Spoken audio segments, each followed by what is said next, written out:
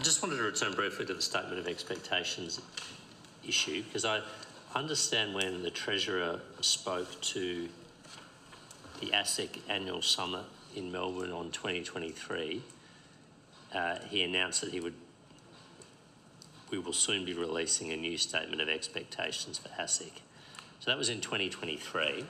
I understand a draft was provided to the Treasurer in 2024, Mr. Kelly. That's what you said earlier?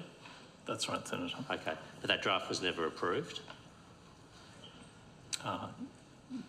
That's right, Senator. Okay, and there is now, in 2025, a new draft post the Productivity Summit that's with the Treasurer's office? Yeah, advice has been provided to the Treasurer, Senator, yes. So when do we expect that to be approved? 2026?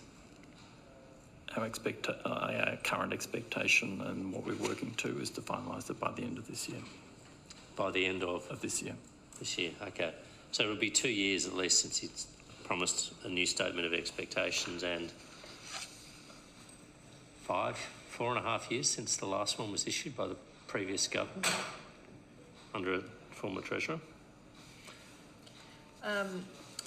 Senator Sharma, the Treasurer has been considering a new statement of expectations in light of some of the commitments made at the Economic Reform Roundtable, with a particular focus on productivity. As Mr. Kelly said, the expectation is to have that finalised by the end of this year. All right, thank you, Minister. Just returning to First Guardian and Shield, some of the issues have been the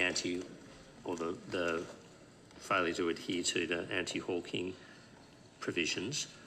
In a previous answer to a question notice, Treasury advised that they didn't provide formal advice where the substantive topic was anti-hawking issues, but did raise it in other aspects of your work.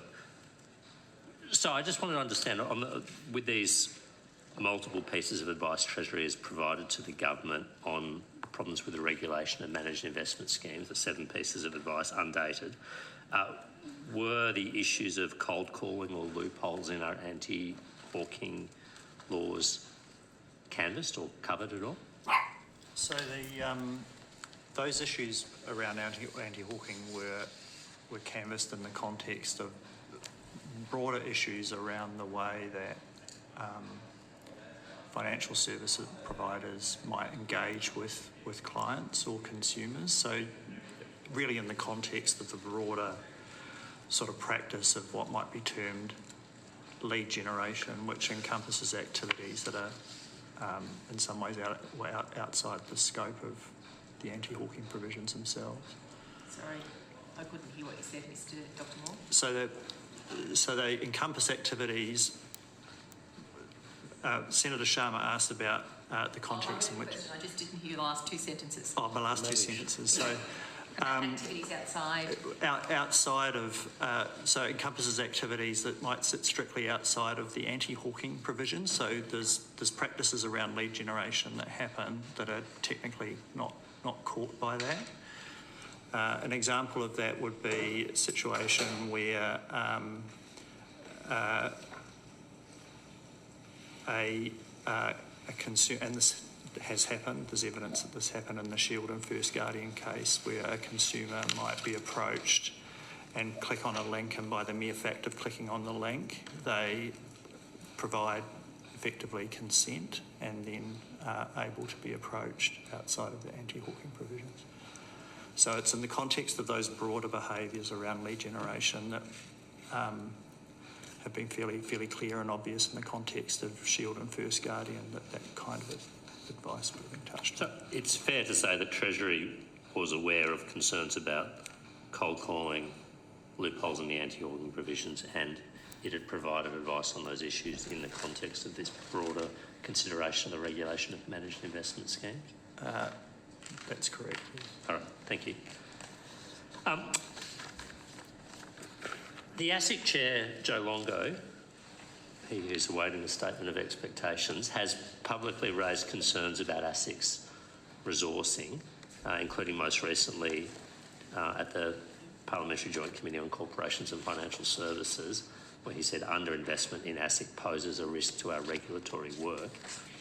How many requests or how many times has ASIC made requests to the government for additional resourcing in the past 3 years?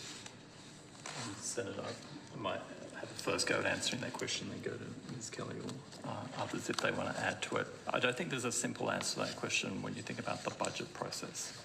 So like a budget process has multiple entry points as to what gets considered by government in terms of funding for an agency. An agency may have ideas of its own. It may talk to Treasury about them.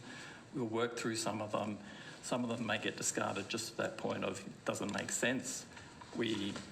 Others may progress as kind of recommended by the agency, or the agency kind of formally puts them for consideration, and then we will kind of reflect that advice to our ministers in terms of what they want it being through for in the budget. Ministers themselves also have to make decisions on that. Typically, when like a really obvious cases where we think about resourcing is when a new function or additional kind of clear extension of existing function is given to an agency. That always raises a resourcing question. So largely as a matter of course for those that we would bring that to the government's attention, and we would work with the regulator about, well, what is the resourcing implication of that? So that's like fairly standard, but resourcing can turn up as a discussion or a point of reference at many points over a year, and so it's very hard for us to go back and say it was X number. I just don't. I don't even if we tried, I don't think we can actually honestly give you a specific number. Okay, no, I appreciate that. But is it fair to characterise it as there is active discussions with ASIC and have been for some time about their resourcing requirements? From Treasury's I've been in this group for 10 years, and there's always been active discussions every year with ASIC about funding issues. I would generally as a characterisation, Treasury itself has had concerns at points about ASIC's resourcing and has been quite supportive of additional funding being provided to them. I think in effect there was an uplift in funding provided to them following the Royal Commission. And in recent years, ASIC has been funded for a number of things. Some of them are very discrete, relating to the business registers program that they're going through to update. But Treasury has been, I think from our point of view, we've played a constructive and supportive role for ASIC, and the government has been willing to give ASIC funding requests proper consideration. Okay, thank you. Have I got 2 minutes left? 2 minutes. All right, thank you. I'll be very brief. ASIC recently accepted a court enforceable undertaking with Macquarie regarding the First Guardian Shield collapse. I think particularly the Shield Master Fund in particular, with reference to Macquarie, in which ASIC didn't choose to seek a civil penalty, citing exceptional circumstances and cooperation by Macquarie, and only required Macquarie to repay the contributed capital, not the full loss value or the opportunity cost, despite Macquarie admitting it had breached the Corporations Act. Was Treasury Markets Group briefed by ASIC before ASIC agreed to that outcome? Lynn Kelly, First Assistant Secretary, Financial System Division. As a matter of course, immediately prior to ASIC having any significant enforcement action or settlement, we will be briefed immediately before. But because of the nature of their different agreements and enforcement undertakings, there are requirements to protect the independence and the confidentiality of these arrangements. So it's typical that we are only briefed immediately before. So, and you were briefed on the nature of this enforceable undertaking, in particular that no civil penalty would be sought. Macquarie would only be required to repay contributed capital. At a high level, we were briefed immediately before. Okay. And did Treasury express any concerns about that approach? Just bearing in mind the potential moral hazard that's being established here? We did discuss with ASIC the novelty of this arrangement. I believe it's the first time they've done something from what we understood, the focus for ASIC was in relation to achieving compensation for consumers as quickly as possible, and they discussed that with us. Okay. But doesn't this mean that members are worse off because ASIC didn't seek full compensation or a penalty to deter future Not misconduct? necessarily. To the extent that consumers have other losses, there are still other avenues for compensation for them. This is just in relation to the capital that they invested through Macquarie's platform. Okay. Last question. You mentioned, Ms Kelly, the novelty of this arrangement. Does Treasury have any concerns about the precedent this might set, or whether this is consistent with the post-Hayne regulatory settings for trustee misconduct?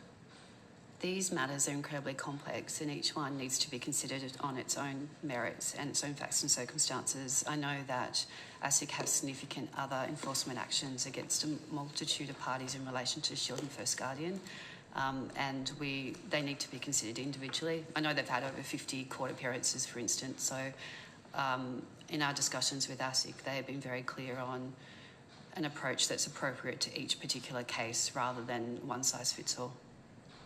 Okay. Thank you, Ms Kelly. Thank you, Chair. Senator Whitten.